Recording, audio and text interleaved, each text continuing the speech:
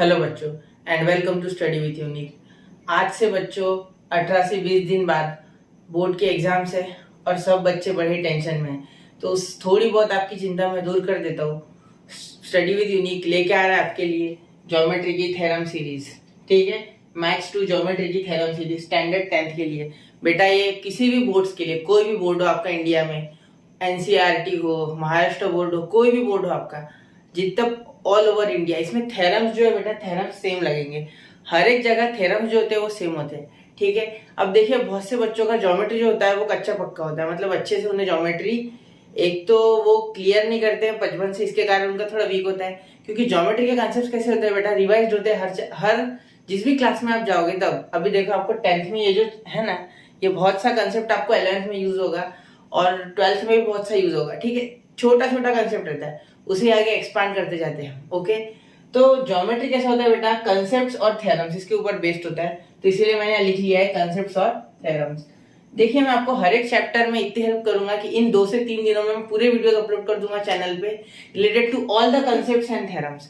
देखिए कैसे होता है बेटा, बहुत से बच्चे क्या करते हैं कि जो ज्योमेट्री के प्रॉब्लम्स होते हैं उन्हें वो एक तो ऐसे बार बार लिख लिख के एक तरह से उन्हें दिमाग में बैठा लेते हैं या एक तरह से लर्न करते, वो भी बोला तो चलेगा। ठीक है, तो ये करना नहीं है बेटा, क्योंकि अभी आपका ठीक है आपकी 10वीं में अच्छे मार्क्स मिल जाएंगे, ठीक है चलो लाए आप, लेकिन प्रॉब्लम आगे होगा बेटा जब कंसेप्चुअल चीजें आएगी आपके सामने। तो बहुत हो गया अभी ज्ञान, अभी चालू करते हैं हमारा मेन टॉपिक। ठीक है, जो है ऑल कंसेप्ट्स एंड थ्योरम्स, मतलब इस चैप्टर की सिमिलरिटी के मैं आपको सारे कंसेप्ट्स और थ्योरम्स समझा दूंगा। ठीक है, बेसिकली 3 चैप्टर्स में पहले बहुत ज्यादा थ्योरम्स है, उसके बाद बेटा थ्योरम्स नहीं है। महाराष्ट्र स्टेट बोर्ड की बात कर रहा हूं मैं। ठीक है, पहले 3 चैप्टर्स, पहला है सिमिलरिटी बेटा, सेकंड है पाइथागोरस थ्योरम और थर्ड है हमारा सर्कल। ठीक है, तो अभी देखिए इसके बाद जो चैप्टर्स है ना उनमें फॉर्मूलाज है, और फॉर्मूलाज का आपको डेरिवेशन नहीं है, आपको सीधा एप्लीकेशन है। ठीक है, तो डेरिवेशन जो आप अगले क्लासेस में सीखेंगे या आपको उसकी इस साल तो जरूरत नहीं एटलीस्ट। ठीक है, तो चलिए अभी आप जिसने भी आज तक थ्योरम्स को हाथ नहीं लगाया, कंसेप्ट उसको जम नहीं रहे या कुछ प्रॉब्लम आ रहा है, तो वो ये वीडियो पूरा देखे बच्चों, क्योंकि इस वीडियो से आपको इतनी हेल्प हो जाएगी कि आप सोच भी नहीं सकते। तो आपको सारे थ्योरम में भी करवाता हूँ। ठीक है, तो सबसे पहले लिख लेता हूँ मैं आपको क्या क्या कराऊंगा अभी इसमें। ठीक है, सबसे पहला जो कंसेप्ट है बेटा वो है ratios of areas of 2 triangles. वैसे सिमिलरिटी से आपका पिछले साल भी पाला पड़ा था बेटा, 9th में सिमिलरिटी का थोड़ा सा पार्ट है ट्रायंगल चैप्टर में, लास्ट की एक्सरसाइज है। ठीक है, लेकिन बहुत से बच्चे 9th तक थोड़े ध्यान नहीं देते एग्जाम्स में या पढ़ाई में, वो 10th से एक्टिव होते हैं, 10th में डायरेक्टली एक्टिव होते हैं। ठीक है, 10th है बोर्ड्स के कारण 10th में एक्टिव होते हैं। ठीक है, कोई बात नहीं बेटा, अभी भी आप एक्टिव हो चुके हो तो बहुत अच्छी बात है। अभी भी आपको इन 20 दिनों के अंदर मैं पूरे थ्योरम समझा दूंगा। एक वीडियो को 10 बार देखो, थ्योरम नहीं जमा तो मुझे बोलना, 2 बार में समझ आ जाएगा। ठीक है, तो देखिए एरियाज ऑफ 2 ट्रायंगल्स। ठीक है, तो इसमें 2 केसेस होते हैं बेटा। पहला केस जो होता है रेशियोज ऑफ एरिया, रेशियो यानी क्या बेटा, किसी भी चीज का, सपोज एक ट्रायंगल 1 है और एक ट्रायंगल 2 है। ठीक है, तो इन दोनों एरियाज, इन दोनों के एरियाज को हमें ऐसे कंपेयर करना है, मतलब अपॉन, सीधे सीधे अपॉन में लेना है। अपॉन अपॉन समझते हैं ना आपको, ए अपॉन बी, सी अपॉन डी, तो वैसे एरियाज को अपॉन में लेना है। एरियाज को अपॉन में कैसे लेना है ये मैं आपको जब चालू करूंगा तब बता देता। अभी सिर्फ इसका क्या क्या मैं आपको भी अभी पढ़ाऊंगा, अगले एक वीडियो में कवर करूंगा, 2 वीडियो में कवर करूंगा ये कंसेप्ट। तो कौन से कंसेप्ट सीखने वाले इन 2 वीडियोस में वो पहले बता देता हूँ। एरिया ऑफ 2 ट्रायंगल्स, सबसे पहले बेटा सेम होगा बेस। क्या सेम होगा, बेस, और उसके बाद सेम क्या होगा बेटा, हाइट। पहले हम डायरेक्टली करेंगे, दो एरियाज को रैंडमली कंपेयर करेंगे, कोई भी 2 ट्रायंगल्स उठा के। ठीक है, कोई भी ट्रायंगल लेके आओ आप, उन दोनों के एरियाज को कंपेयर करना है। उसके बाद अगर उनका बेस सेम है, अगर उनका हाइट सेम है, तो वो केसेस देखेंगे, केस 1 केस 2। ठीक है, सेकंड बेटा हम इसके बाद मोस्ट फेमस थ्योरम सीखेंगे, जो कि 10th का मोस्ट फेमस थ्योरम है, सबसे इंपॉर्टेंट, जो है बेटा basic proportionality theorem. Basic proportionality theorem. ठीक है बेटा, चाहो तो आप ये स्किप कर सकते जो मैं बता रहा हूँ, अब डायरेक्टली चालू कर सकते, लेकिन एक बार पता रहा बेटा क्या करना है, आप हमें पता रहा क्या करना है, हमें क्या क्या लेना है एक सीक्वेंस वाइज, तो आसान जाता है लेना। ठीक है, ये हो गया, यहाँ तक हो गया बेटा। अब इसके बाद सेकेंड थ्योरम जो है हमारा एंगल बायसेक्टर थ्योरम, बोलते हैं बेटा एंगल बायसेक्टर थ्योरम। सबसे ज्यादा डर लगता है बच्चों को इससे, मुझे नहीं पता क्यों, लेकिन डरते हैं बच्चे इससे, एंगल बायसेक्टर थ्योरम। ठीक है बेटा, समझ गया तक। इसके बाद हम कुछ प्रॉपर्टी सीखेंगे, तो इस वीडियो में तो मैं इतना ही कवर करूंगा, तो इतने आपको अभी बता देता हूँ फिलहाल। तो चलिए वीडियो लंबा ना हो इसलिए अभी स्टार्ट कर देता हूँ मैं। सबसे पहले ratios of areas of two triangles. अब देखो सबसे पहले ये कवर कर रहा हूँ मैं, ratios of areas of two triangles. तो देखो अगर दो कोई भी ट्रायंगल है, टॉपिक का नाम लिख लो तो एरियाज ऑफ टू ट्रायंगल्स। कोई भी दो ट्रायंगल ले लो बेटा, एक ट्रायंगल ये, एक ट्रायंगल ये ले लिया हमने, ठीक है। ये समझ लो एबीसी है, ये समझ लो पीक्यूआर है। इन दोनों के एरियाज को हमें क्या करना है बेटा, कंपेयर करना है, ठीक है। तो एरियाज कंपेयर कैसे करेंगे? सबसे पहले एरिया के लिए दो चीजों की जरूरत होती है। एरिया ऑफ ट्रायंगल का बेसिक फॉर्मूला जो है बेटा वो है area of triangle, area of triangle equal to half into base into height, equal to half into base into height, ये हमें पता है, ठीक है। तो सबसे पहले इसका एरिया लिखते हैं, एरिया ऑफ ट्रायंगल एबीसी। क्या हो जाएगा बेटा, हाफ इंटू बेस क्या है बेटा इसका, बीसी। हमें हाइट पता है नहीं, तो हाइट निकाल लो। हाइट यानी बेटा परपेंडिकुलर, याद रखना हाइट को दूसरा नाम क्या बोलते हैं बेटा, height is equal to, blue pen से लिख देता है आपको अच्छे से याद होने के लिए, अल्टीट्यूड को भी हाइट ही बोलते हैं। अल्टीट्यूड यानी हाइट ही होता है बेटा, ठीक है। बहुत से बच्चे नामों से कंफ्यूज हो जाते हैं, उन्हें नाम अच्छे से पता नहीं रहते। अल्टीट्यूड, एक मिनट, अल्टीट्यूड, ओके, अरे अल्टीट्यूड, ओके, क्लियर है, ALTITUD, ओके, क्लियर है। तो एक बार आप हाइट को अल्टीट्यूड बोलते हैं बेटा, और हाइट हमेशा कैसे होती है बेटा, परपेंडिकुलर। ये कोई भी इन दोनों में से, दोनों तो हाइट ही है ना, तो कैसे होती है, परपेंडिकुलर। हाइट आप गिनते हो हमेशा ऐसे गिनते हो ना, हाइट ऐसे होके हाइट गिनते क्या, ऐसे आड़ा होके नहीं, हाइट हमेशा सीधी होती है, ऐसे ऐसे हाइट नहीं होगी, ऐसे होगी क्या हाइट नहीं, हाइट हमेशा स्ट्रेट होगी, ओके। तो चलिए अब एरिया की तरफ बढ़ते। हाफ इंटू बेस क्या इसका बेटा, बीसी, इसका हाइट क्या है, इसे एडी दे देते हैं, तो क्या होगी हाइट, एडी होगी। क्या होगी बेटा, हाइट एडी होगी, ठीक है। अब ऐसे एरिया ऑफ ट्रायंगल पीक्यूआर, कौन सा, पीक्यूआर, हाफ इंटू, देखो पीएस हाइट है, क्यूआर बेस है, तो क्यूआर बेस हो गया और पीएस का हो गया बेटा हाइट। बस यहां तक क्लियर। अब इन दोनों का रेशियो लेना है। क्या बोला है बेटा, ratios of area, ratios of area. Ratio क्या बोल रहा है, रेशियो, इस चीज को याद रखना, रेशियो। अब रेशियो यानी क्या, इन दोनों को अपॉन में ले लो, तो चलो ले लेते, area of triangle ABC upon area of triangle PQR, it gives us half into BC into AD upon half into QR into PS. Clear है। अब हाफ हाफ कैंसिल हो गया बेटा, तो क्या बचा हमारे पास, BC into AD upon QR into PS. यह आ गया हमारा बेटा यहाँ रेशियो। मतलब यहाँ लिख सकते हैं area triangle ABC, blue pen से लिख देता हूँ यहाँ आपके लिए साइड में, यहाँ लिख रहा हूं area of triangle ABC upon area of triangle PQR is equals to BC into AD upon QR into PS. ये हमें मिल गया बेटा यहाँ, ठीक है, क्लियर है। अब एक चीज याद रखना यहाँ कि यहाँ हमेशा एबीसी और पीक्यूआर ट्रायंगल दिया रहेगा क्या, नहीं बेटा। तो इन्हें कैसे लिखना, अब देखो area of triangle one, area of triangle one मैं अपने तरीके से लिख के दे रहा हूं, आप चाहो तो किसी भी तरीके से लिख लो।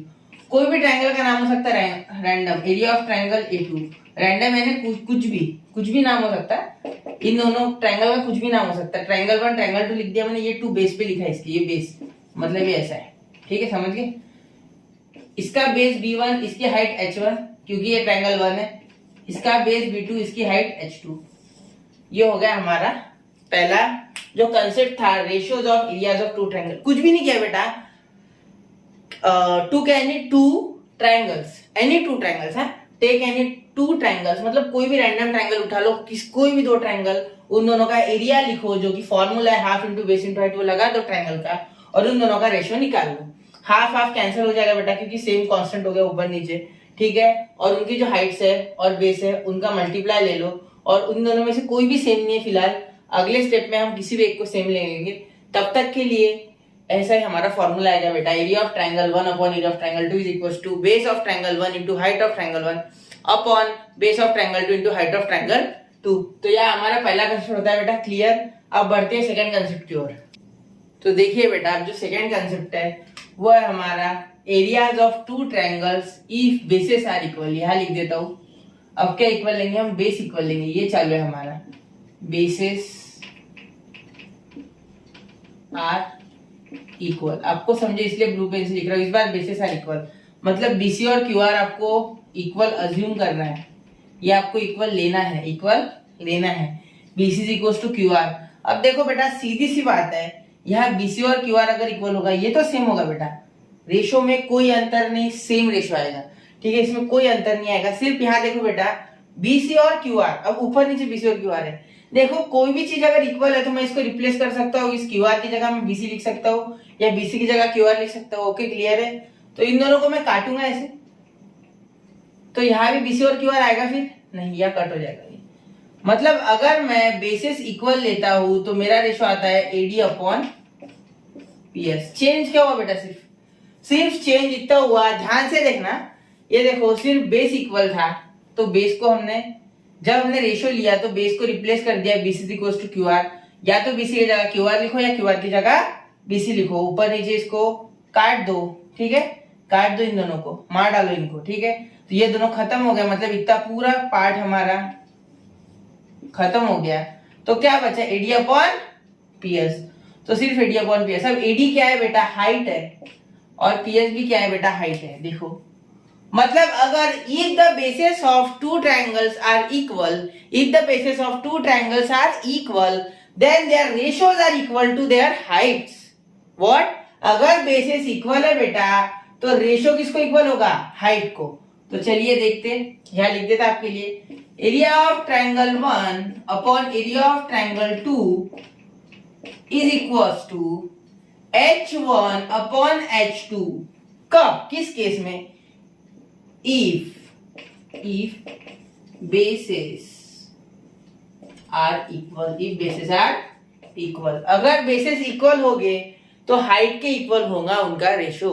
ठीक है, क्लियर है। अब चलिए अगले कंसेप्ट और बढ़ते, यही बता दे दो डायरेक्टली। अब बेसिस की जगह बेटा क्या इक्वल होगा, हाइट्स। सिर्फ या हाइट बदलेंगे और कुछ नहीं होगा, हाइट्स, हाइट्स आर इक्वल। ठीक है, अब हाइट्स इक्वल होगा और कुछ नहीं होगा। बड़ा ही धमाकेदार कंटेंट है बेटा, ये आपको बहुत हेल्प होगी बोर्ड्स में। ठीक है, क्योंकि बोर्ड्स में कंसेप्ट के बिना आप कुछ नहीं कर पाओगे। अगर बोर्ड का पेपर कितना भी टफ निकल जाए ज्योमेट्री का, अगर कंसेप्ट क्लियर है बेटा तो आपको कोई हिला भी नहीं सकता जगह से। ठीक है, क्योंकि ज्योमेट्री में सबसे इंपॉर्टेंट होता है कंसेप्ट। और बहुत से टीचर मैंने देखा है पढ़ाते हुए कि जनरली कंसेप्ट पे ज्यादा ध्यान नहीं देते, वो प्रॉब्लम कैसे खत्म हो ये नहीं सीखना है बेटा। बहुत सी बुक्स भर ली, किताबें भर के कोई फायदा नहीं है जब तक कंसेप्ट क्लियर ना हो बेटा। ठीक है, तो ध्यान दीजिए। अभी ये जो आपको अपॉर्चुनिटी मिली है, मुझे जो सौभाग्य प्राप्त हुआ आपको बताने का, तो आप ध्यान दीजिए इसके तरफ, जिससे कि आपका ही फायदा हो और ज्यादा से ज्यादा आप बोर्ड्स में स्कोर कर पाए। ठीक है, अब देखो heights are equal, heights equal है, हाइट इक्वल है, एडी और पीएस हाइट है बेटा। तो सीधी सी बात है, एडी इक्वल टू पीएस इस बार दिया है। ये मैं मिटा नहीं रहा, आपको कंपेयर करके बता रहा हूँ हर एक के साथ कैसे है। पहले दो ट्रायंगल्स का एरिया कंपेयर किया, रैंडम कोई भी उठा के, ना हाइट सेम ना बेस सेम। अब क्या किया हमने, बेस सेम ले लिया। उसके बाद क्या किया बेटा, हाइट इक्वल ले ली झट से, पहले बेस फिर हाइट। जब बेस होता है बेटा तो रेशो किस पे डिपेंड होता है, हाइट पे। जब हाइट होगी तो किस पे डिपेंड होगा, सीधी सी बात है, बेस पे। तो यही हमें प्रूव करना है। तो चलो अब यहाँ एडी इक्वल टू पीएस, वहां क्या था बेटा, बीसी इक्वल टू क्यूआर। इस बार बीसी और क्यूआर का रिलेशन नहीं दिया है, मैं आपको दोनों इक्वल रहे तो क्या होता है वो भी बोनस में बता दूंगा। जैसे वैसे यहाँ नहीं है वो, फिर भी आपको बता दो अगर दोनों इक्वल है तो। ठीक है, वो है आपके टेक्स्ट बुक में, मैं आपको बताने वाला था लेकिन मैंने यहाँ लिखा नहीं वो। ठीक है, तो चलो देखो, ये देखो बीसी क्यूआर एडी पीएस। अब देखो बीसी और क्यूआर तो इक्वल नहीं, इस बार एडी और पीएस है। तो इसको पूरा मिटा दूं, बहुत हो गया यार, एकदम ऐसे एक दूसरे में टैंगल हो चुका है, समझ नहीं आएगा आपको। तो चलिए यहाँ लिख देता वापस से ब्लैक पेन से, half into BC into AD upon half into QR into PS. ठीक है, इक्वल टू क्या होगा। अब देखो बेटा बड़ा मजा आएगा, वो था ना सेम वैसे। देखो एडी पीएस, एडी को पीएस से रिप्लेस करो या पीएस को एडी से रिप्लेस करो, कोई भी किसी भी जगह लिख सकते क्योंकि दोनों इक्वल है।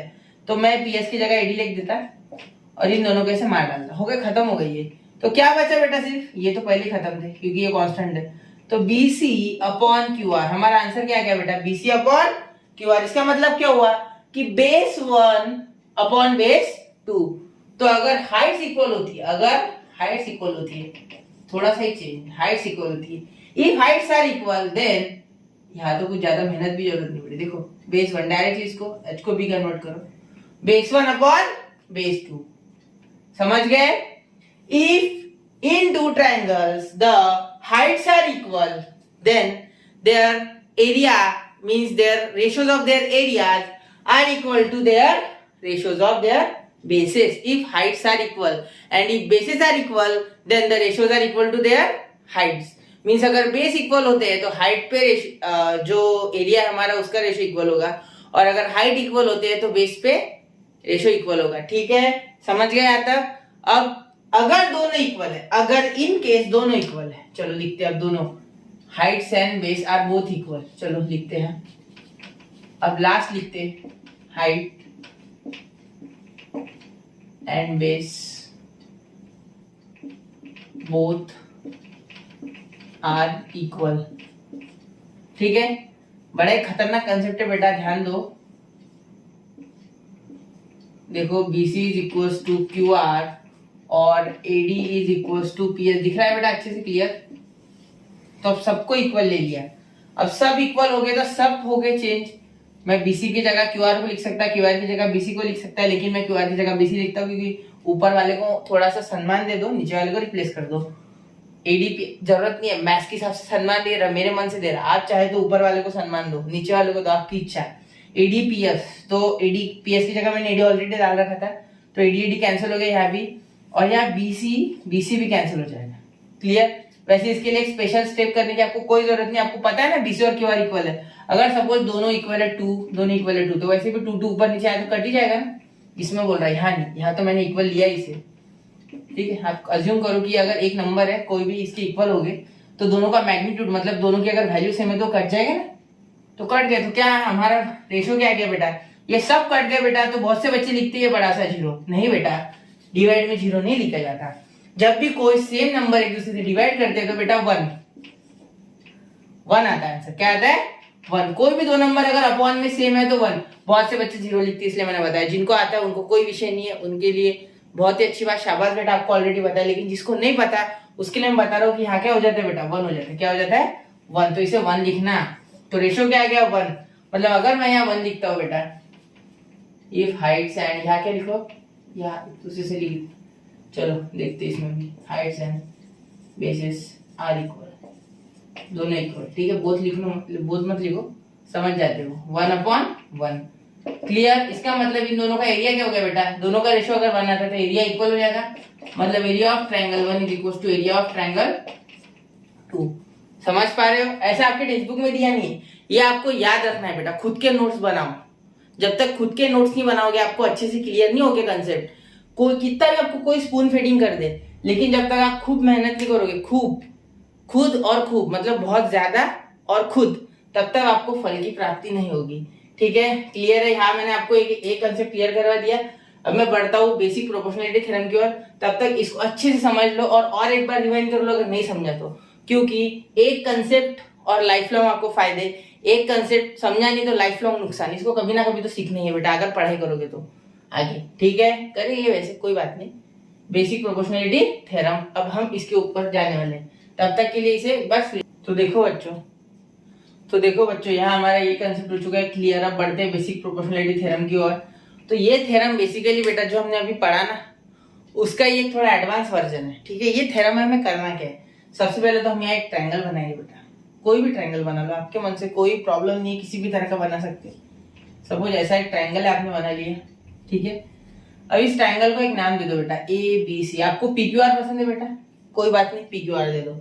ठीक है, फिर इसमें आपको एक पैरेलल लाइन बनानी है ऐसी, जिसको नाम दे दो आप L। क्या दे दो? L। LMNO PQRSTUVWXYZ, कुछ भी नाम दे सकते हैं, मैंने L दे दिया। ठीक है, अब सबसे पहले यहाँ एक पॉइंट और यहाँ एक पॉइंट, इन दोनों पॉइंट्स को नाम दे दो। सपोज यहाँ लिखा आपने D और यहाँ लिख दिया आपने E। ठीक है, हो गया ये, मतलब यहाँ लिख दिया हमने D, यहाँ लिख दिया हमने E। तो ये बेसिकली क्या है बेटा, लाइन L जिन पॉइंट्स पे इंटरसेक्ट हो रही है AB और AC को, वो हमने यहाँ लिख दिया, यहाँ क्लियर कर लिया। अब इतना हो गया। अब इसमें आगे कंस्ट्रक्शन है बेटा। कंस्ट्रक्शन क्या है? कंस्ट्रक्शन आपको याद करना है कि यहाँ ऐसा आपको एक लाइन बनानी है और यहाँ ऐसे आपको एक लाइन बनानी है, इन दोनों को जोड़ना है। अब इनकी जरूरत क्या पड़ी वो मैं आपको जब थ्योरम बताऊंगा ना तब पूरा क्लियर कर दूंगा आइडिया। चाहो तो मैं यहाँ ब्लू पेन से भी बना सकता है, आगे देखते हैं अगर जरूरत पड़ती है तो इसको ब्लू से बना दो। तब तक के लिए आपने ऐसी फिगर इसके पहले भी देख ली होगी। अगर आपने इसके पहले ये थ्योरम सीख रखा है तो भी आपको ये काम का है, अगर नहीं सीखा है तो मोस्ट वेलकम बच्चों, आपको पूरी तरीके से क्लियर करूंगा, आपकी पूरी तरीके से हेल्प करूंगा और पूरे जोश के साथ 10 का एग्जाम देना है आपको।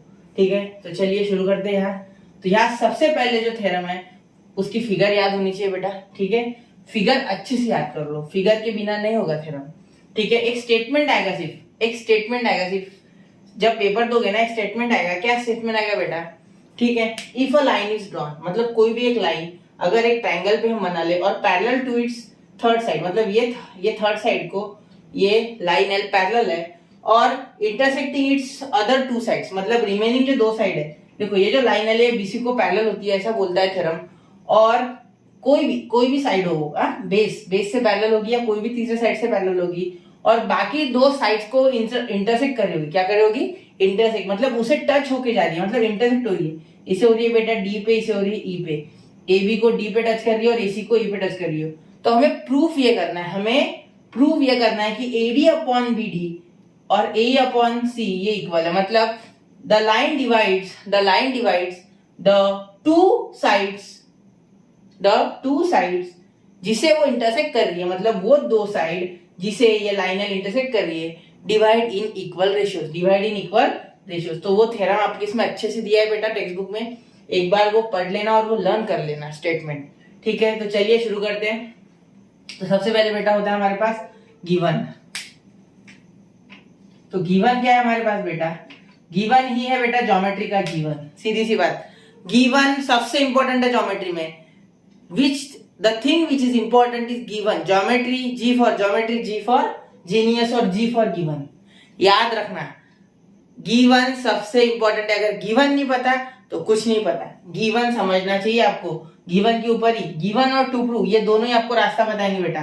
ठीक है, कि ज्योमेट्री कैसे सॉल्व किया जाए। चलो अब एबीसी हो गया हमारा, तो चलिए इसके बारे में इंफॉर्मेशन लिख लेते हैं। इन ट्रायंगल एबीसी लिख लिया, इन ट्रायंगल एबीसी, इतना क्लियर। तो अब देखो लाइन एल इंटरसेक्ट्स, यार जो लिखा है वही इंग्लिश में लिखना है। ठीक है, line L intersects side A B and side A C at point D and E, at points D and E respectively. इसे रिस्पेक्ट देना ना भूलना बेटा, रिस्पेक्टिवली।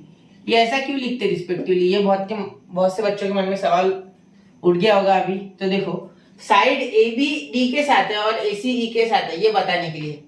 ठीक है, इनका करस्पॉन्डेंस बताने के लिए हम इस्तेमाल करते हैं रिस्पेक्टिवली, बाकी इसका कोई उपयोग नहीं है। ठीक है, इतना ही गिवन है बेटा। ठीक है, और एक गिवन है हमें कि line L is parallel to side BC। आप चाहो तो डायरेक्टली लिख सकते हैं कि D is parallel to BC, वो भी चलेगा। यहाँ साइड में लिख लूं, चलो आप ऐसा भी लिख सकते हैं कि D is parallel to BC, ऐसा भी चलेगा, कोई इशू नहीं है। लेकिन अगर आपको टेक्स्ट बुक जैसा सेम लिखना है तो उसमें ऐसा ही लिखा है कि line L parallel side BC। ठीक है, नहीं भी लिखा होगा तो कोई इशू नहीं, कैसे भी लिख सकते आपके मन से।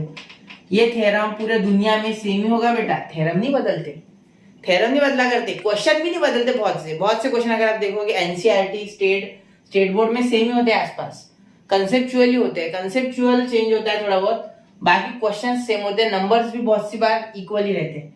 ठीक है, तो टू प्रूफ क्या है इसका टू प्रूफ है बेटा हमें एडी अपॉन बीडी या डीबी। देखो बहुत से बच्चे कंफ्यूज हो जाते हैं कि एडी लिखा सर उसमें तो डीबी लिखा है। अरे डीबी लिखा है, बीडी लिख बेटा। अगर आपको एक पॉइंट से दूसरे पॉइंट तक जाना है तो यहां से यहां जा बेटा, यहां से यहां, जैसे ये मार्कर है सपोज, ये मार्कर है सपोज, तो इस मार्कर की अगर मुझे लेंथ गिननी है बेटा तो मैं इधर से इधर गिनूं या इधर से इधर गिनूं, बात तो सेम ही है ना। पाथ बदल गई क्या? नहीं, बात तो बदल ही नहीं रही, बात तो सेम ही है। ये आपको तब तक थ्योरम काम में आएगा जब तक आप पढ़ रहे हैं। आप किसी भी साल में थ्योरम देख लो, थ्योरम्स कभी नहीं बदला करते बेटा, थ्योरम्स सेम रहते हैं, ठीक है। अब देखो ए अपॉन सी, तो अच्छे से पढ़ो, अच्छे से देखो थ्योरम। तो ए अपॉन सी, अब कोई बोलेगा इसी क्यों नहीं लिखा, बेटा अभी मैंने बताया कि इस पॉइंट से इस पॉइंट की तरफ जाओ, इस पॉइंट से इस पॉइंट की तरफ जाओ, डिस्टेंस इज सेम सीई, ठीक है।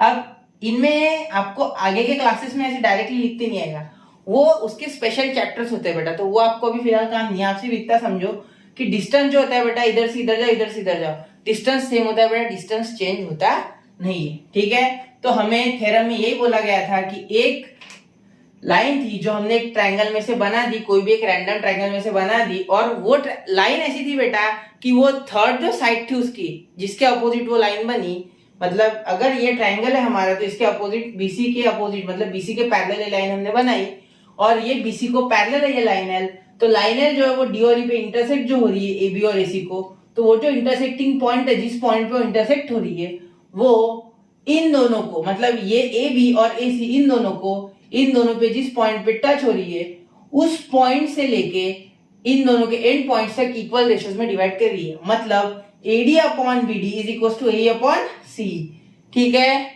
देखो बेटा सेंटेंसेस को आपको मैथमेटिकली कन्वर्ट करते आना चाहिए, तब तक आप ज्योमेट्री नहीं सीख सकते जब तक आप सेंटेंसेस को मैथमेटिकली कन्वर्ट नहीं कर पाएंगे। जैसे एक स्टेटमेंट दिया है तो वो स्टेटमेंट को आपको कन्वर्ट करना है कि लाइन एल इंटरसेक्ट हो रही है डी और ई पे, और इक्वल रेशियोज में डिवाइड कर रहे हैं उन दो साइड्स को जिसको वो टच हो रही है, इंटरसेक्ट हो रही है, तो AD upon BD equal to A upon C, याद रखना, ठीक है। तो यहां तक हो गया। अब देखो हमें पता है कंस्ट्रक्शन, क्या पता है, कंस्ट्रक्शन। अब कंस्ट्रक्शन देखो बेटा, कंस्ट्रक्शन, अब कंस्ट्रक्शन है बेटा DC ड्रॉ से DC, डायरेक्ट लिखूं, ठीक है डायरेक्ट लिख देता, ड्रॉ से DC एंड से B डायरेक्टली, या तो हो गया। अब ये क्यों ड्रॉ किया बेटा, हमने इसके पहले बेटा एक थ्योरम से दो नहीं तीन हमने क्या सीखी, प्रॉपर्टी सीखी कि रेशियोज ऑफ एरियाज, उसके बाद उनके बेस इक्वल लिए, उनके इसके बाद उनके हाइट इक्वल लिए, और चौथी जो बोनस प्रॉपर्टी थी हमारी बेस और हाइट दोनों इक्वल लिए, ठीक है। तो इन चारों से जो हमें ये थ्योरम थोड़ा प्रूव करना है, हमेशा याद रखना ज्योमेट्री में जो अगला थ्योरम होता है ना बेटा, वो पिछले थ्योरम से कहीं ना कहीं इंस्पायर्ड होता है या उसका उसमें यूज होता है, हमेशा याद रखना। ज्योमेट्री पूरा का पूरा बेसिक होता है, मतलब इस पे वो बेस्ड है, इसके ये बेस्ड है, एक के ऊपर एक स्टेप बाय स्टेप जाना है, ठीक है। तो चलिए अब चालू करते ये थ्योरम का प्रूफ। यहां तक समझ गया ना, ये जोड़ा क्यों मैंने, देखो ये इसलिए जोड़ा मैंने क्योंकि मुझे ट्रायंगल नहीं मिल रहा था, मुझे एक ही ट्रायंगल और एक दूसरा ट्रायंगल, ठीक है। लेकिन जब मैंने इन दोनों को जोड़ा, देखो अब मैं इसको डार्क कर देता, जोड़ा, देखो जब मैंने इन दोनों को जोड़ा बेटा तो मुझे और दो ट्रायंगल्स मिल गए। देखो एक ट्रायंगल मिल गया मुझे ADE और CDE। देखो अब इसको अगर ऐसा करेंगे, देखो इतने ट्रायंगल को कंसीडर करो, सिर्फ ADC, देखो ADC और उसमें DE, देखो अब ये ट्रायंगल हमें मिल गया, देखो ये इतना पार्ट A, ये और ये, तो इसको अगर साइड में निकालते हैं, यहां निकालो, देखो यहां साइड में निकाल दो इसे, ये ऐसे बन जाएगा बेटा, देखो ADC, याद रखना ADC, और ये है बेटा E, क्या है E, ठीक है, क्लियर है। ये E, ये अच्छे से दिख नहीं रहा होगा, E, ठीक है क्लियर है। ये हो गया हमारा एक। तो इसको अब सीधा करना है, इसको क्या करना है, ऐसे वो मोबाइल में बटन नहीं होता है क्या, रोटेट रोटेट रोटेट, तो इसको रोटेट कर दो। रोटेट करोगे तो कैसे हो जाएगा बेटा, हो गया ऐसे, ये E हो गया आपका, ये देखो ये E यहाँ आ गया, ये D ऊपर चले गया बेटा, ये A जो है ये आ गया, ये आपका यहाँ ही आएगा ना आपका, नहीं यहाँ आएगा A, और यहाँ आएगा बेटा C, ठीक है। ये मिटा दो, इसको रोटेट कर दिया हमने, वो फोटो में आता नहीं है क्या रोटेशन का बटन, सिर्फ रोटेट कर दिया। अब देखो बेटा ये जो ADE ट्रायंगल है और CDE है, देखो ADE और CDE, तो इसमें CDE ट्रायंगल जो है, मतलब CDE ट्रायंगल जो है, अगर ये AC बेस कंसीडर करता हूं तो ये दो ट्रायंगल्स बन रहे, एक और दो, जिसमें से ये वाला जो ट्रायंगल है बेटा CED, ये एक ऑब्ट्यूज एंगल ट्रायंगल है, क्योंकि ये 90 से बड़ा एंगल है, दिख रहा है सीधी सीधी बात, ऐसे है ना, ये ऐसे मतलब ऐसे है नहीं, तो ये 90 से बड़ा, क्योंकि 90 हमारा होता है बेटा ये ऐसा, और ये उससे भी ऐसे चले गया, ठीक है। और ये हमारा एक्यूट एंगल है, देखो एक्यूट, ये ऐसा अंदर, ठीक है, ठीक है बेटा। इनको acute angle less than 90, obtuse angle greater than 90। तो इन दोनों की खासियत, ये बताने के पीछे का कारण ये बेटा कि जो height of acute angle triangle होती है वो बनती है बेटा ट्रायंगल के अंदर। कहाँ बनती है? ट्रायंगल के अंदर। और जो ऑब्ट्यूस एंगल ट्रायंगल की होती है वो बनती है ट्रायंगल के बाहर। जिसका मीनिंग ये है बेटा कि अगर मैं हाइट ड्रॉ करता हूँ डी से, हाइट ड्रॉ करता हूँ डी से, इसको नाम देने की जरूरत नहीं है, ये मन में सोचना है सिर्फ, ठीक है, कि अगर मैं हाइट ड्रॉ करता हूँ डी से, तो वो जो हाइट है वो AED और CED या ADE और CD, जो भी आपको बोलना है, उन दोनों ट्रायंगल्स की बेटा सेम हो जाएगी। क्या हो जाएगी बेटा? सेम हो जाएगी हाइट। क्यों? क्योंकि ये ऑब्ट्यूस एंगल ट्रायंगल इसलिए इसकी हाइट बाहर निकली, और ये एक्यूट एंगल ट्रायंगल इसलिए इसकी हाइट जो है वो अंदर निकली ट्रायंगल के। याद रखना ये बात है, ठीक है। ये इसके पहले हो चुका है आपका, लेकिन शायद आपने तब अच्छे से ध्यान नहीं दिया। बोर्ड्स तक बच्चे वैसे भी थोड़ा लेथार्जिक रहते हैं, मतलब ध्यान नहीं देते, लेकिन ऐसा नहीं करना चाहिए बेटा। बचपन से कंसेप्ट होते हैं ये, इन्हें याद रखना बहुत जरूरी है, ठीक है। यहां समझ गए ये चीज? ठीक है। तो चलो इस ट्रायंगल को पहले देख लेते हैं, इसको उठा लिया तो प्रूफ सबसे पहले हमें लिखना है in triangle ADE and triangle CDE, ठीक है। क्या था बेटा? हाइट सेम थी। क्या थी? हाइट सेम थी। अब मैंने आपको बता रखा है अगर हाइट्स इक्वल है तो areas are proportionate to bases, areas are proportionate to bases. आप पूछोगे सर आपको कैसे पता है कि एरियाज ही लगाया, ये कंस्ट्रक्शन ही बना रहे आप, ये टेक्स्ट बुक में दिया इसलिए बना रहे हैं? आप तो बोल रहे थे कंसेप्ट कंसेप्ट कंसेप्ट। हाँ वही बता रहा हूँ बेटा। देखो कंसेप्ट कैसा होता है कि पिछले वाले जो हमारे areas of two triangle, base, height, जो भी हमने सीखा है, फलाना ढिमकाना जो भी हमने सीखा है एरियाज ऑफ टू ट्रायंगल्स के बारे में, वो हमें यहाँ यूज करके ये लाना है। देखो कैसा है कि जब हमने यहाँ ये और ये लाइंस दी, जब भी किसी और ने, किसी जिसने भी पहले साइंटिस्ट ने, जो भी साइंटिस्ट ने इसका इन्वेंशन किया होगा थ्योरम का, तो जब इन्होंने यहाँ से और यहाँ से उन्होंने लाइंस ड्रॉ की, तो उन्हें पता चला कि ये जो थ्योरम्स है, ये जो रेशियोज है, हमारे ratios of areas of two triangles, जो कॉन्सेप्ट्स है, ये इसमें लग के हम आराम से ये प्रूव कर सकते, ठीक है, समझ गए। तो इसलिए हमने क्या किया, इन दोनों को जोड़ दिया, जिससे कि हमारे पास 1 2 और इधर भी 1 2 ऐसे 4 ट्रायंगल आ गए। अब 2 बता दिया मैंने आपको, 2 और बता दो, कंफ्यूज मत होना, ध्यान में रखना सिर्फ, ठीक है। तो area of triangle ADE and area of triangle CDE इतना लिख दिया हमने। तो अब आगे देखो, यह हो गया, यहां तक हो गया हमारा। अब देखो अच्छे से अच्छे तरीके से आपको बता दो, जो हाइट है, height is same, height of both triangle लिखने की कोई जरूरत नहीं है, height is same, height is same, सीधे सीधे height is same, height of both triangle is same भी लिख सकते हैं। Therefore areas are proportionate to bases, therefore area of triangle ADE upon area of triangle CDE, base क्या है बेटा इसका? AE और EC, देखो A और EC, तो इसका क्या है? A और इसका क्या है बेटा? EC, क्या है? E और C, यानी C भी लिख सकते हैं या EC भी लिख सकते हैं, या C लिखा है तो यहां मैं लिखूंगा C, ठीक है, क्लियर है यहाँ तक?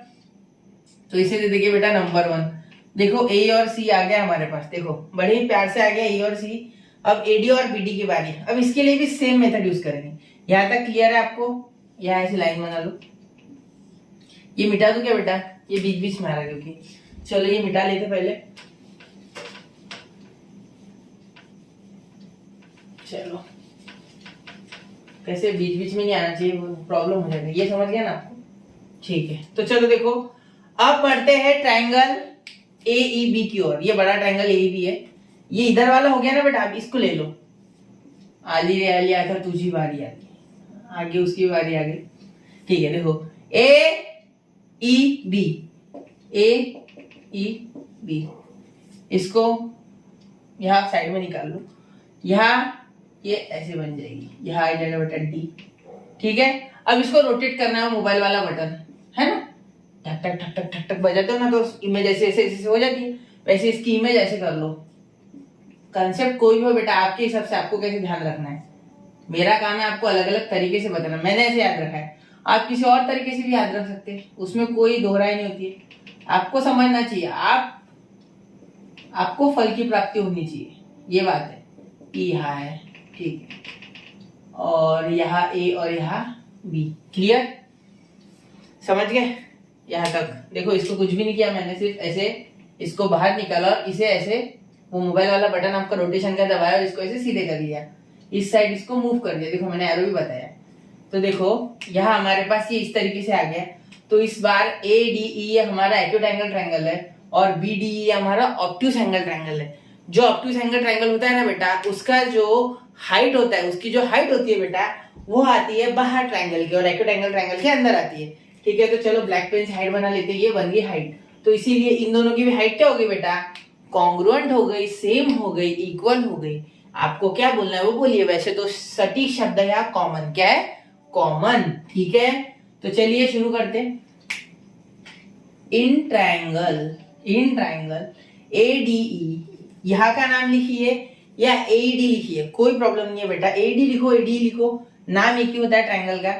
आप अलग तरीके से लिख सकते हो उसको। ठीक है, आपने प्रीवियस क्लासेस में ट्रायंगल्स के और क्वाड्रिलेटरल्स के नाम अलग अलग तरीके से लिखना सीख चुके हैं आप। फिर भी ADE लिखो या AED लिखो, कोई बात नहीं, लेकिन यहाँ ADE लिखा है तो ADE लिख लेते। एंड ट्रायंगल, अब यहाँ AD लिख दिया तो यहाँ BD, क्या लिख देंगे? एंड ट्रायंगल BD, ये लिख लिया ट्रायंगल के नाम। अब यहाँ लिखेंगे हाइट्स आर सेम, यहाँ भी हाइट इज एक ही है क्योंकि height is same, height is same, एक ही हाइट है ना दोनों में, या कॉमन। ठीक है, आपके मन से कॉमन भी लिख सकते हैं आप चाहो तो। यहाँ लिख दो बेटा ब्रैकेट में। आपको हर एक चीज बतानी है, छोड़ना नहीं चाहता मैं कुछ। एग्जाम्स में आपको कोई इशू नहीं होना चाहिए, इस हिसाब से चालू है ये।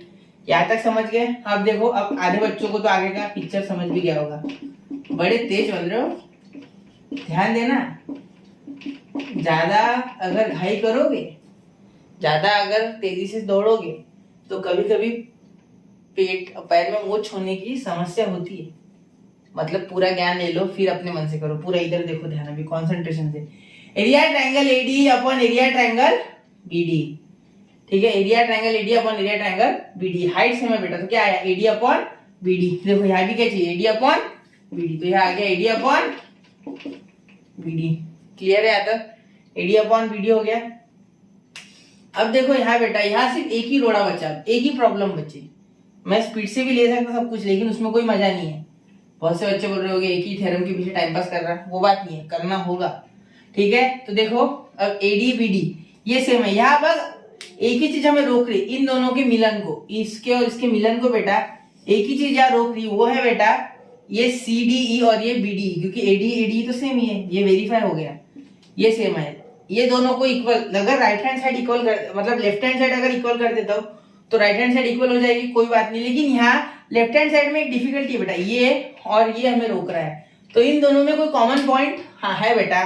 देखो ये दोनों लाइंस पैरेलल है एक दूसरे को, मतलब ऐसी है ये, तो इन दोनों के बीच में जो परपेंडिकुलर डिस्टेंस होगा, परपेंडिकुलर डिस्टेंस, वो होता है बेटा सेम। और हाइट यानी क्या होता है बेटा? Perpendicular distance. और अगर आप इन दोनों ट्रायंगल्स को ऑब्जर्व करो तो देखो ट्रायंगल BDE और ट्रायंगल CDE, इन दोनों का बेस सेम है बेटा, जो कि है DE। क्या है? DE। देखो BDE और CDE, DE बेस सेम, तो देयरफॉर आप लिख सकते हैं in triangle BDE and triangle CDE। ठीक है, अब ऐसा कुछ नहीं है कि यहाँ मैंने CDE पहले लिखता तो भी चलता, कोई बात नहीं, कोई भी पहले लिखो। Base DE is common, base DE is common. ठीक है, समझ गए? हाइट्स आर कॉमन नहीं होगी, सेम होगी, हाइट्स आर सेम, क्योंकि अलग अलग बनेगी ना। ठीक है, परपेंडिकुलर डिस्टेंसेस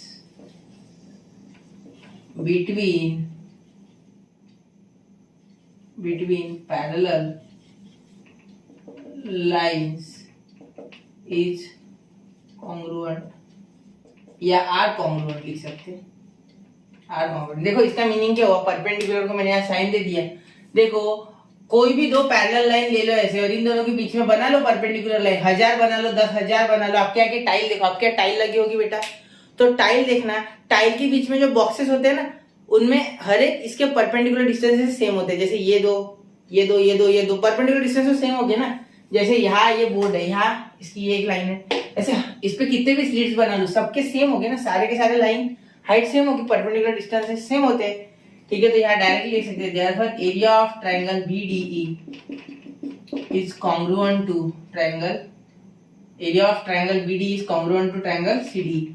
क्योंकि देखो बेटा बेसिक फॉर्मूला क्या है ट्रायंगल का, ट्रायंगल का बेसिक फॉर्मूला है बेटा half into base into height. अब बेस भी कॉमन, हाइट भी सेम, तो क्या एरिया तो सेम ही होगा, सीधी सी बात है। हमने देख रखा है कि हाइट और बेस में अगर कुछ सेम या कुछ कॉमन होता है तो 1 होता है रेशियो, तो डायरेक्टली इनको इक्वल लिख सकते हैं। ठीक है, तो फ्रॉम 1 2 and 3 देखो ये स्टेप सबसे इंपॉर्टेंट है, यहाँ तैयार रहना, ये स्टेप सबसे इंपॉर्टेंट है। ये दोनों सेम, ये ऑलरेडी सेम था, मतलब ये इक्वल नहीं हुए क्या, तो यहाँ लिख सकता मैं from 1 2 and 3 AE upon CE is equals to AD upon BD।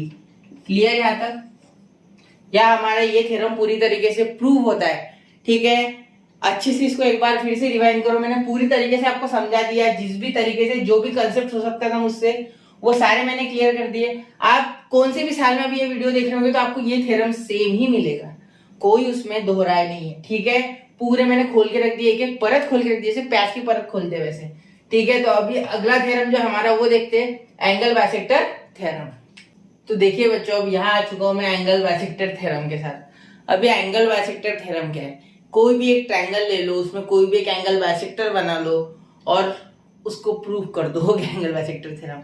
हाँ, यही करना है बेसिकली, सिर्फ थोड़ा सा मैथमेटिकली। ठीक है, तो चलिए इसका स्टेटमेंट क्या है बेटा, कोई भी एक एंगल बाइसेक्टर, अगर आपको हिंदी में डायरेक्ट कन्वर्ट करके बता रहा हूँ, देखो एक ट्रायंगल बना लेता हूँ थोड़ा सा नीचे, क्योंकि इसकी जो फिगर है बेटा वो बहुत ही लंबी जाने वाली है, बहुत तेज है ये। ठीक, देखो अब इसमें ऐसा एक ट्रायंगल बना लो, इसको नाम दे दो ABC। ठीक है, बना लिया। अब यहाँ से एक ऐसे इसको बाइसेक्टर बना लो, बना लिया बाइसेक्टर। ठीक है, तो ये जो ट्रायंगल ABC है, ये जो ट्रायंगल ABC है, इसका जो बाइसेक्टर है बोलते, जो A पे बाइसेक्टर है बेटा, ये बाइसेक्टर बोलते कि AB, ये BC जो है, BC यहाँ इंटरसेक्ट D पे हो रहा है ना, तो ये BC को कुछ इस तरीके से इंटरसेक्ट कर रहा है बेटा, BC को कुछ इस तरीके से इंटरसेक्ट कर रहा है, मतलब इस तरीके से इंटरसेक्ट करके डिवाइड कर रहा है कि हमारे पास AB upon AC, AB upon AC is equal to BD upon CD, ऐसा आना चाहिए। कहीं कहीं इसको ऐसे भी लिख सकते हैं आप कि AD upon BD is equal to AC upon CD, ऐसे भी लिख सकते हैं आप, दोनों तरीके से। ये नीचे आ गया, ये यहाँ चले गया, ऐसे भी हो सकता है। मतलब इसका और इसका रेशो जो होगा बेटा वही इसका और इसका रेशो होगा।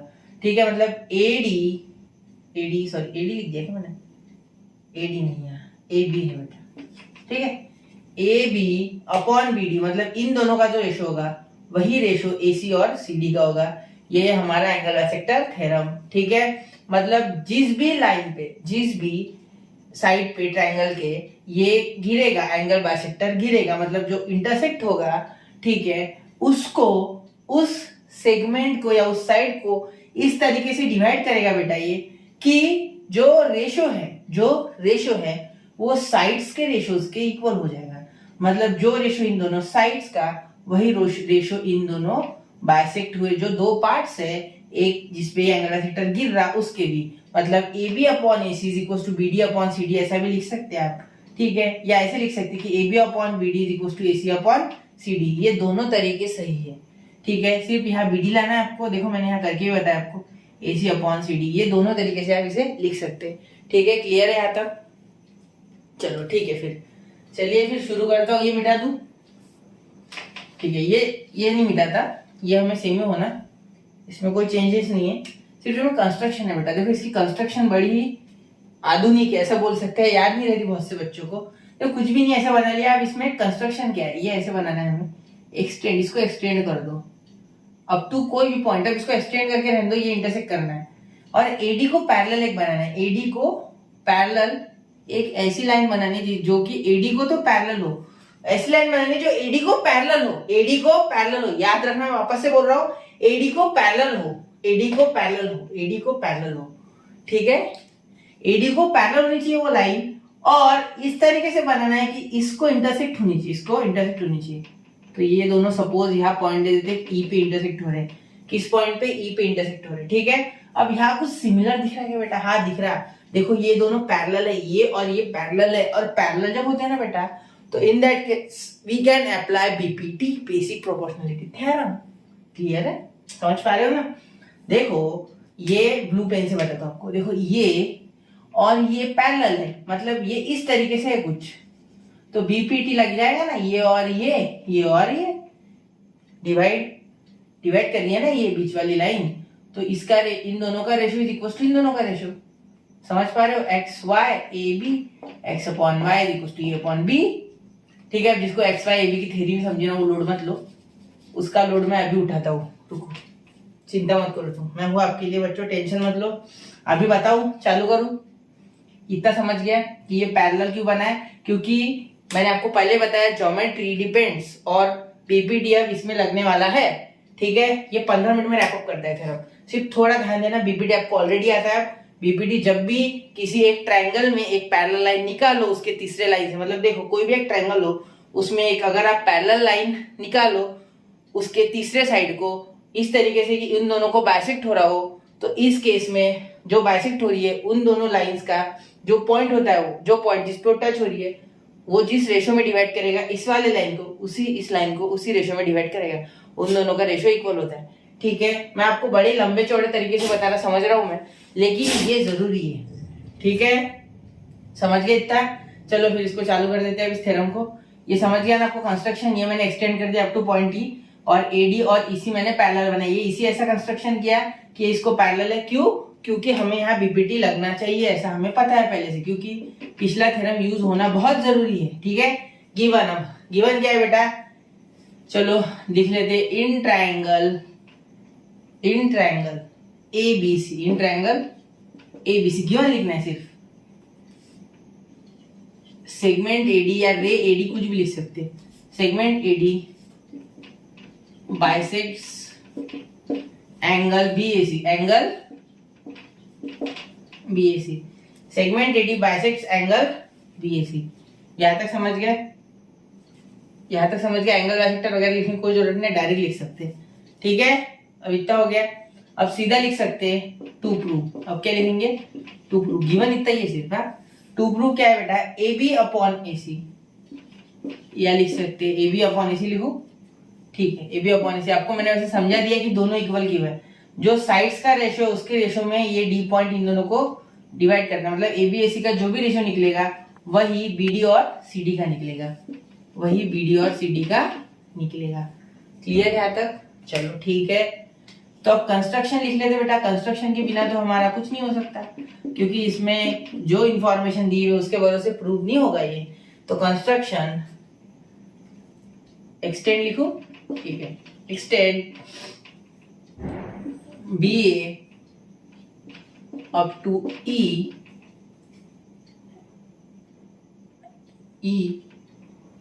And draw segment CE such that AD is parallel to CE, ठीक है।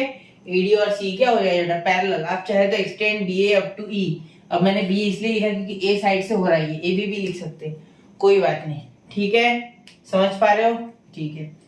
चलो प्रूफ लिखो, आसान है इसका प्रूफ, ज्यादा डिफिकल्ट नहीं, क्योंकि आपने पहले दो तीन जो झेल चुके हो आप वार, अभी आपको आसान लगेगा।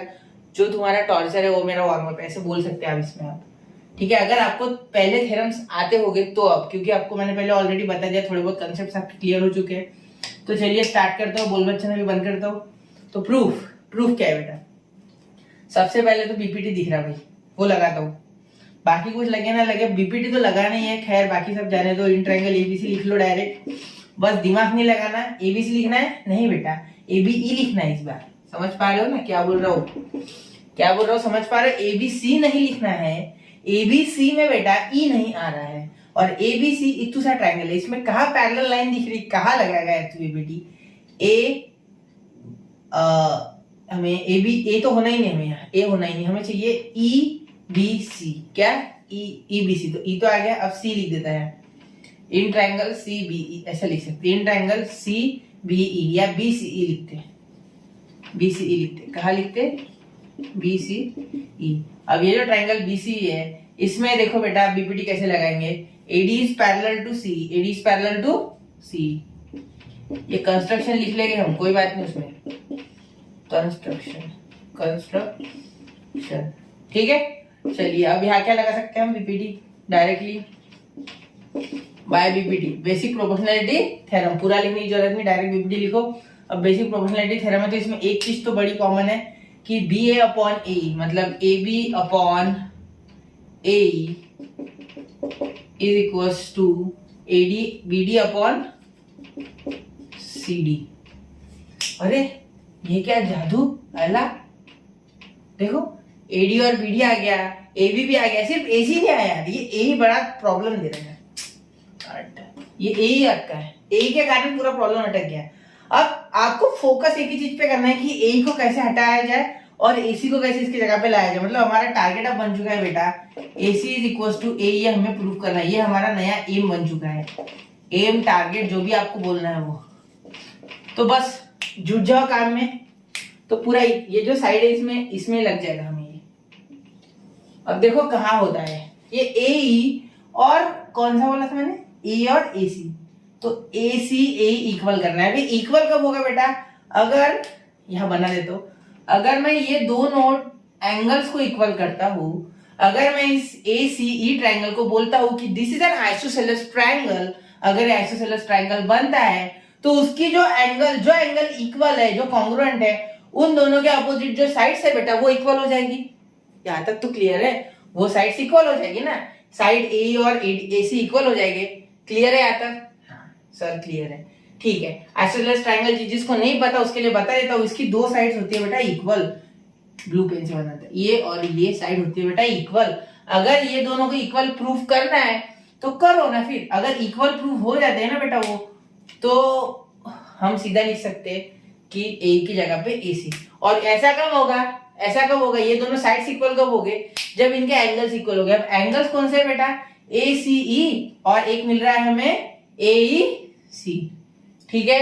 तो इन दोनों एंगल्स को इक्वल करने के पीछे लग जाओ, वो पॉसिबल है, वो बड़े आराम से पॉसिबल है। देखो कैसे बताता हूँ आपको, देखो जो आपने एडी और ए पैरेलल लिया है ना बेटा, उसके सहारे पैरेलल लाइंस, आपको पता होगा there are three types of angles between parallel line which are equal, alternate angle, okay, and corresponding angle। और इंटर एंगल इक्वल नहीं होते, उन दोनों की एडिशन 180 होती, क्लियर है। ये चीज बड़ी इंपॉर्टेंट है, अल्टरनेट करस्पॉन्डिंग कॉन्ग्रुएंट होते हैं बेटा, इक्वल होते हैं, और इंटर एंगल इक्वल नहीं होते, उन दोनों की एडिशन 180 आती, ठीक है। तो अल्टरनेट एंगल होते हैं बेटा Z, और करस्पॉन्डिंग होते हैं बेटा ऐसे शेप में बनते हो, या ऐसे शेप में बनते, या ऐसे, या इस शेप में, सॉरी मैंने वापस से बना दिया, चलो हाँ इस शेप में, कौन सा भी शेप हो सकता है उनका, ठीक है। मैंने इस पे बेसिक्स की वीडियो बना रखी है, इस पे एंगल्स एंड इट्स टाइप, तो वो एक बार देख लो, ठीक है। तो ये एंगल्स आपको पता हो गया, ऐसा अज्यूम करते हुए मैं आगे चलता हूँ। तो देखो सबसे पहले एडी और सी पैरेलल है, ये लिख लेता हूँ, AD is parallel to E C construction, ये लिख लेता हूँ बेटा, ठीक है, लिख लिया मैंने ये। अब बड़े आराम से लिखता हूं कि AC is a transversal, AC is a transversal. Video लंबा हो रहा है कोई बात नहीं, साथ में कंसेप्ट भी क्लियर हो रहा है। AC इज अ ट्रांसवर्सल, मैं 100% गारंटी के साथ बोलता हूँ, जहां भी आपने थ्योरम सीखा इससे अच्छे से सीख ही नहीं सकते आप, ठीक है। AC इज अ ट्रांसवर्सल, अगर सीखा होगा तो बहुत ही अच्छी बात है, लेकिन मुझे पता है कि मैं खुद का बेस्ट दे रहा हूँ। AC इज अ ट्रांसवर्सल, तो देखो अब AC ट्रांसवर्सल है, तो देखो DAC और ECA, DAC और ECA, देखो ये यहां से ऐसा और ये यहां से ऐसा, कौन सा बन रहा है, N बन रहा है, तो ये Z की तरह ही दिख रहा है ना हमें, N और Z। तो ये कौन से होते हैं बेटा, अल्टरनेट एंगल। कौन से होते हैं, अल्टरनेट एंगल। तो यहाँ लिख देता हूँ, ये मिटा दूं, कंफ्यूज नहीं हो रहा है, ठीक है रहने दो। अलग ही दिख रहा है, याद रखना ये अलग चीज है, ये अलग चीज है, ये रफ है पूरा, ठीक है। तो चलो अब angle DAC congruent angle ECA alternate angle direct लिख सकते हैं। अब देखो इन्हीं के सहारे, इन दोनों के पैरेलल होने के सहारे और एक चीज बोली जा सकती कि बेटा ये जो एंगल BAD है और एंगल BEC है, BAD और AEC लिख सकते हैं या BAD और BEC ही लिख सकते हैं, ठीक है। ये दोनों भी इक्वल हो जाएंगे क्योंकि ये हो गए बेटा हमारे, देखो ऐसे और ऐसे, कौन सा एंगल, करस्पॉन्डिंग एंगल, ठीक है। तो चलो उनको भी लिख लेता। एंगल ट्रांसवर्सल का नाम बदल जाएगा, B इज अ ट्रांसवर्सल, ये लिखना है, लिखना होगा तो लिखो या डायरेक्ट लिख सकते हैं B इज अ ट्रांसवर्सल, ये है लिखा ही हुआ है ना पैरेलल करके, तो आगे वाला समझ जाते हैं ये बात, ठीक है। B is a transversal angle BAD congruent angle AEC कौन से, करस्पॉन्डिंग, करस्पॉन्डिंग की स्पेलिंग याद कर लेना बेटा, याद नहीं होती है सर, बहुत बढ़िया, अरे ऐसे कैसे याद नहीं होंगी, बोर्ड तू देने जा रहा है, मेहनत कर बेटा, ठीक है। चलो ऐसे ही बोल रहा मैं, आपको जिसको आती है उसके लिए कॉन्ग्रेट्स, और जिसको नहीं आती वो कर लो, ठीक है। तो चलो अब देखो यहाँ BAD और CAD मतलब DAC, इन दोनों में कनेक्शन है। देखो BAD और DAC में कनेक्शन क्या है कि ये जो है से AD बाइसेक्ट्स BAC, यहाँ लिख देता, इसलिए मैं डायरेक्ट लिखता है यहाँ angle BAD congruent angle DAC, given लिख लेता है इसे, ये गिवन है ना, एकलौता गिवन जो है बेटा ये AD बाइसेक्टर है, मतलब BAD और CAD इक्वल दिया, यहाँ देखो इसके साइन भी इक्वल दिए, ये दो आंखें हैं ना इसकी BAD और CAD की, वो इक्वल है, ठीक है। CAD को DAC भी लिख सकते, कोई बात नहीं। तो इन दोनों से हम ये बोल सकते हैं, इसको 1, इसको 2 और इसे 3 अगर देते तो यहाँ लिख सकते हैं। ये इसलिए दिया मैंने ब्लू पेन से ताकि आपको समझ जाए, क्योंकि वहां जगह नहीं थी ना। तो यहाँ फ्रॉम 1 to 3 लिया हमने, थोड़ी सी वीडियो में दिक्कत हो गई थी इसलिए वापस बनाना पड़ रहा है इतना पार्ट। तो देखो फ्रॉम 1 to 3 ये मैंने आपको पहले समझा दिया कैसे आया है। तो अगर ये BAD और DAC इक्वल है, ये गिवन के हिसाब से कि AD बाइसेक्ट्स एंगल BAC, मतलब ये BAD और DAC इक्वल है क्योंकि AD से बाइसेक्ट कर रहा है, तो इन दैट केस हम अगर LHS इक्वल है तो RHS को इक्वल ले सकते हैं, तो उस हिसाब से हमने इक्वल ले लिया। फिर यहाँ मैंने लिख दिया इन ट्रायंगल AEC। अब देखो ट्रायंगल AEC के पास आते हैं AEC, क्योंकि इसी की साइड थी एक AC और एक AE, तो ये दो जो मैंने मार्क किए हुए नीले पेन से पॉइंट्स, ये अगर इक्वल है मतलब ये दोनों एंगल अगर इक्वल है, एंगल ACE और एंगल AEC, तो यहाँ देखिए है ACE मतलब इसी एक ही नाम है, देखो ACE और ECA इक्वल है दोनों, तो इस हिसाब से ECA और AEC ये दोनों इक्वल हो गए। तो अगर किसी एक ट्रायंगल के दो अपोजिट दो एंगल्स, मतलब जो एंगल्स ऐसे होते हैं जो दो एंगल्स अगर इक्वल हो, एक ट्रायंगल के अगर दो एंगल्स इक्वल हो तो उसके अपोजिट जो साइड्स होती है इक्वल एंगल्स के वो भी इक्वल होती है, ठीक है। तो इस हिसाब से जो एंगल AEC है और एंगल ACA इसके अपोजिट है AC और AE, तो ये दोनों भी इक्वल है, तो इस हिसाब से मैंने इक्वल ले लिया, side opposite two congruent angles, ठीक है। इसी के हिसाब से हमने यहाँ बेटा AC जो है वो AE के जगह पे डाल दिया है। हमें AE का रिप्लेसमेंट ही चाहिए था ना, पहले से हमारा टारगेट क्या था, AC इक्वल टू AE करना, तो हमने कर दिया और यहाँ हमने AC डाल दिया और यहाँ हमारा प्रूफ पूरी तरीके से वैलिड हो चुका है, यहाँ हमें इस प्रूफ को प्रूफ कर दिया है। इसी के साथ मिलते हैं अगले वीडियो में, तब तक के लिए बेटा शेयर करते रहिए और अच्छे से पढ़ते रहिए, थ्योरम्स को कंसेप्ट को समझिए, ना कि रट्टा कीजिए, रट्टा करके कोई उपयोग नहीं है बेटा। अभी तो सीख जाओगे लेकिन आगे बहुत ही प्रॉब्लम जाएगी। इसी के साथ मिलते हैं अगले वीडियो में, तब तक के लिए जय हिंद जय भारत।